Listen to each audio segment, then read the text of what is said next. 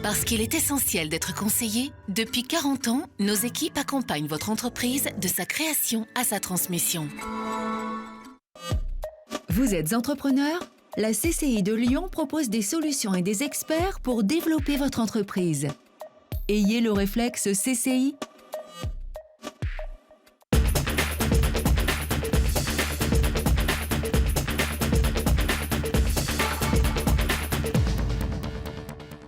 Bonjour et merci d'être fidèle au rendez-vous. Peut-on espérer un début de reprise en 2015 ? Réponse de Pierre Dupeloux, directeur régional de la Banque de France, qui nous commente les résultats de la traditionnelle enquête annuelle de la Banque de France en Rhône-Alpes dans un instant. À retenir aussi la bonne tenue du marché de l'emploi cadre, la mise en œuvre du partenariat stratégique entre EM Lyon et IBM, la signature du permis de construire du Medipôle Lyon-Villeurbanne, l'arrivée très commentée du nouveau boss de Sanofi et puis une acquisition majeure pour PSB Industrie. Le marché de l'emploi cadre s'est bien tenu dans la région 2014 avec plus de 17 000 recrutements, soit une progression de 10% par rapport à l'année antérieure. Les promotions internes étaient bien orientées aussi avec une croissance de 11% à plus de 4 700.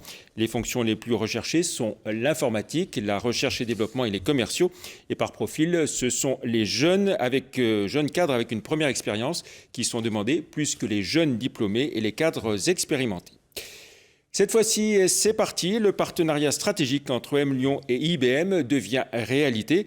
Outre l'amphi CCI de Lyon, rebaptisé en IBM Hall, c'est un tout nouveau système d'apprentissage, la Smart Business School, que EM Lyon et IBM proposent désormais, à savoir une offre de formation globale et digitale via la technologie cloud d'IBM.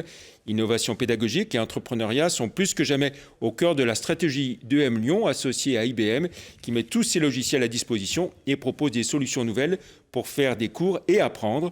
Nous devenons des architectes de compétences, précise Bernard Beltante, le directeur général d'EM Lyon, tout en soulignant qu'il s'agit en quelque sorte de passer de l'ère de l'ORTF à Netflix. Avec cet accord, IBM devient le premier financeur d'EM Lyon après la CCI de Lyon. Mais la direction d'EM ne communique aucun chiffre sur le montant de l'engagement d'IBM. Medipôle Lyon-Villeurbanne, le permis de construire est signé. Ce projet, fruit du rapprochement de 5 établissements du groupe Capio et de la Mutualité du Rhône, donnera naissance en 2018 à un établissement de 708 lits et 1500 salariés intervenant dans les univers de la médecine, chirurgie, maternité, obstétrique, soins de suite et réadaptation. Le Medipôle sera construit à Villeurbanne dans le quartier Cyprien-les-Brosses sur un ancien site d'ABB, un investissement total de 150 millions d'euros. Bonne pioche pour Sanofi qui se cherchait depuis plusieurs mois une pointure pour remplacer Christopher Wibacher à sa direction générale. L'heureux élu, Olivier Brandicourt, médecin de formation, arrive tout droit de chez Bayer après un passage chez Pfizer. À noter que le Golden Hello, la prime de bienvenue de 4 millions d'euros négociée dans le cadre de ce transfert, provoque des remous. Sanofi toujours, c'est Altarea Cogedim qui va réaliser les 15 000 m² du nouveau bâtiment qui accueillera les fonctions sièges de Sanofi Pasteur et Mérial dans le quartier de Gerland, au cœur du Biopôle, à partir de 2017. Industrie PSB négocie une acquisition majeure dans le cadre de son plan Ambition 2020, le rachat de Plastibel, spécialiste de l'injection plastique dans le secteur de la santé. Plastibel pèse quelques 50 millions d'euros de chiffre d'affaires avec 6 sites industriels, dont 4 en France, 1 au Mexique et 1 en Pologne. PSB Industrie a réalisé l'an dernier 262 millions d'euros de chiffre d'affaires, dont 60% à l'international. Le chiffre du jour, 4 milliards 900 millions d'euros, c'est le bénéfice net du groupe Crédit Agricole en 2014. Un très beau résultat pour Jean-Paul Chifflet, son directeur général, qui tire sa révérence en mai prochain avec le sentiment du devoir accompli. Nous avons remis le groupe sur le bon chemin, déclare-t-il. On retrouve à présent notre invité, Pierre Dupeloux, le directeur régional de la Banque de France. Bonjour. Bonjour. Vous venez donc de présenter les résultats de votre traditionnelle enquête annuelle. Alors, on peut dire, sur 2014, confirmation que ça a été une année maussade, on peut le dire, dans la région. Oui, c'est une année maussade, puisque nous interrogeons un certain nombre d'entreprises. Dans l'industrie, l'activité a un tout petit peu progressé, après 2 années de légère baisse, donc c'est un peu mieux. Plus 0,6%. Mais voilà, plus 0,6%, c'est pas beaucoup. Correct en revanche pour les services. Pardon, dans les services, la progression est meilleure, le transport, les activités informatiques. Et effectivement, je pense que la plus mauvaise nouvelle, c'est le secteur du bâtiment et des travaux publics qui a perdu de l'ordre de 3% de son chiffre d'affaires, ce qui est assez important, voilà, avec une tendance plus marquée pour les travaux publics, d'ailleurs, pour le bâtiment. Oui, les chantiers sont en panne. Si on essaie de voir l'intérieur de l'industrie, les secteurs qui sont portés mieux que d'autres. Alors, il y a quelques secteurs qui se portent mieux que d'autres, notamment les industries agroalimentaires, et puis un secteur qui, l'année dernière, était quand même un peu en difficulté, qui était le secteur des automobiles, aviation, camions, voilà. Alors, d'autres qui vont un petit peu moins bien, notamment la plasturgie et la chimie. Voilà, et même la pharmacie. Et pharmacie aussi, voilà. Les exportations qui restent le moteur de cette croissance dans l'industrie, c'est très clair. Oui, tout à fait. Donc ça, je crois que c'est une caractéristique de la région, qui est quand même une très grande entreprise, une très grande région exportatrice.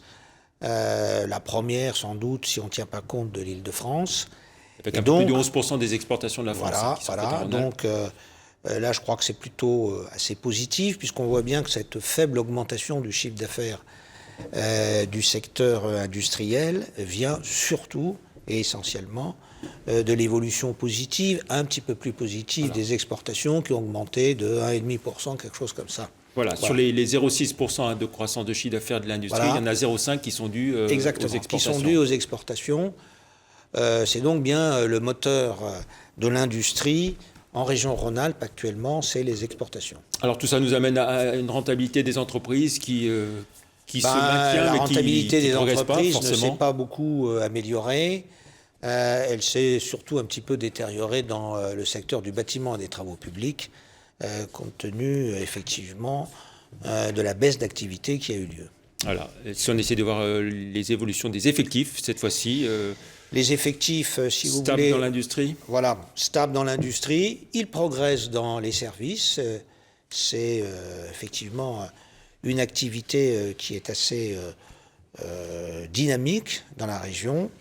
Et par contre, dans le secteur du bâtiment, effectivement, les effectifs ont diminué. Alors, cette diminution d'effectifs, nous la mesurons essentiellement parce que nous prenons en compte les intérimaires. Et a priori, il semblerait que cette réduction d'effectifs dans le secteur du bâtiment est essentiellement touchée des intérimaires. Alors, on tire un trait sur 2014, on s'intéresse maintenant à 2015, avec des perspectives qui, semble-t-il, sont mieux orientées, cette fois-ci, et pour l'industrie et pour les services. Oui. Donc, je ne sais pas si on peut parler d'une reprise économique, mais en tout cas, les choses telles que nous les rapportent les chefs d'entreprise, que nous avons interrogés, sont quand même un petit peu plus favorables. Dans l'industrie, on voit bien qu'il y aurait une accélération de la reprise de l'activité, qui là aussi, toujours viendrait d'une amélioration de l'export. Voilà. Dans le secteur des services... Alors dans l'industrie, ce serait une croissance de l'ordre de 2,5, 2,6% de l'ordre de 2,6%, avec une croissance des exports de l'ordre de 3,3%.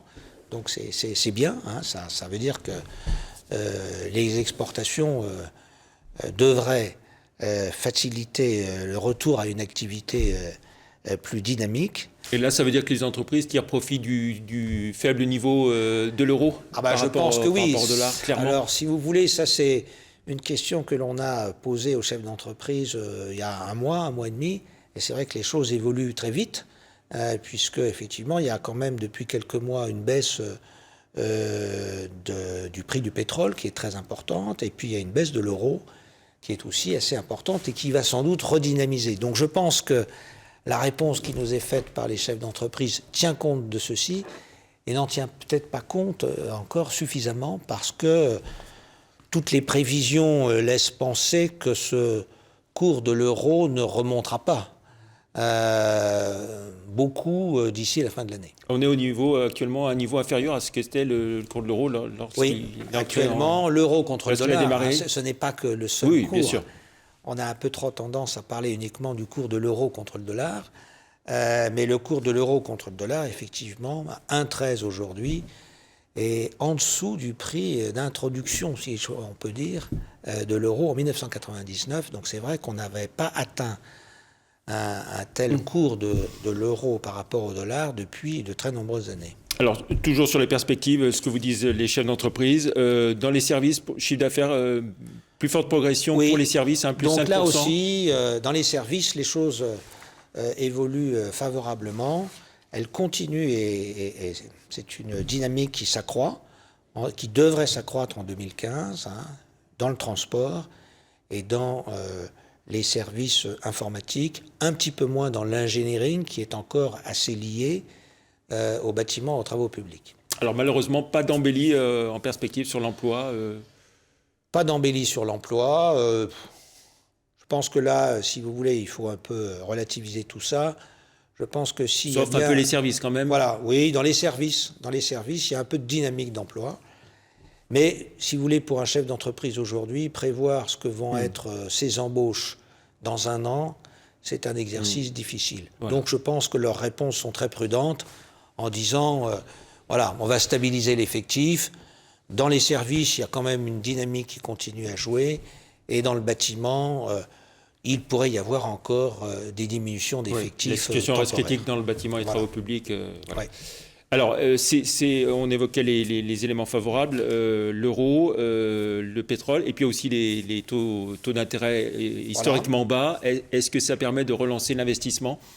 Eh bien, écoutez, voilà, c'est ce que essaye en tout cas de faire, par exemple, la Banque Centrale Européenne, là, qui a annoncé des choses qui paraissent très importantes. Oui, des rachats massifs. Voilà, ce qui est vrai. Donc, 60 milliards par la mois. Banque Centrale Européenne essaye de montrer que, par ses interventions, qu'elle va maintenir des taux d'intérêt très bas pendant au moins 18 mois et qu'elle prendra toutes les mesures utiles pour faire baisser ces taux, pour continuer à les faire baisser ces taux.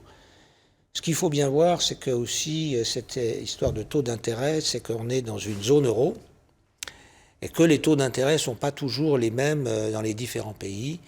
En France, ils sont relativement bas, ils sont plus élevés en Italie, plus élevés en Espagne. Donc le but, c'est aussi de faire redémarrer plus rapidement d'autres pays. Alors en conclusion, un regain d'optimisme pour 2015, pour l'économie de cette région ? Oui, moi je crois qu'effectivement, il y a un regain d'optimisme. Il faut être raisonnablement optimiste. Je suis raisonnablement optimiste, mais je pense qu'effectivement, compte tenu de la dynamique et de l'importance de cette région, ce sera une des premières à bénéficier d'éléments favorables. La restructuration de la Banque de France ici dans cette région est à peu près terminée. Encore quelques fermetures à la réorganisation de la Banque de France, c'est un projet, si vous voulez, qui a commencé en 2013 et qui doit se terminer en 2020. D'accord ? Donc voilà, c'est un processus qui est assez long et qui est long parce que il y a beaucoup de gens qui partent en retraite, donc on les remplace petit à petit, une fois qu'on aura mené des réorganisations internes importantes. Donc fermeture à Rouen. Mais les choses sont bien avancées. Il est prévu que la Banque de France de Rouen et la Banque de France de Vienne seront supprimées, ou en tout cas seront remplacées par un simple bureau d'accueil du public. Voilà, et des effectifs renforcés à Lyon. Merci beaucoup, Pierre Dupolou, d'être venu nous présenter les résultats de cette enquête annuelle. On se retrouve mercredi prochain pour un autre Lyon Décideur. Au revoir, merci.